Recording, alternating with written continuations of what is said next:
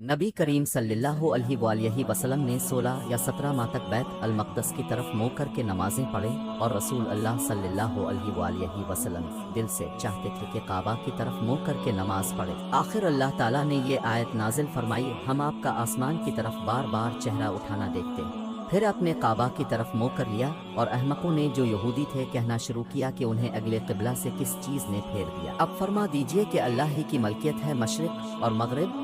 अल्लाह जिसको चाहता है सीधे रास्ते की हिदायत कर देता है। जब क़िबला बदला तो एक शख्स ने नबी करीम सल्लल्लाहु अलैहि वसल्लम के साथ नमाज पढ़ी। फिर नमाज के बाद वो चला और अंसार की एक जमात पर इसका गुजर हुआ जो असर की नमाज बैत अल-मक़दस की तरफ मुँह करके पढ़ रहे। इस शख्स ने कहा कि मैं गवाही देता हूँ कि मैंने नबी करीम सल्लल्लाहु अलैहि वसल्लम के साथ वो नमाज पढ़ी है जिसने अपने मौजूदा क़िबला काबा की तरफ मुँह करके नमाज पढ़ी। फिर वो जमात नमाज की हालत में ही मुड़ गई और काबा की तरफ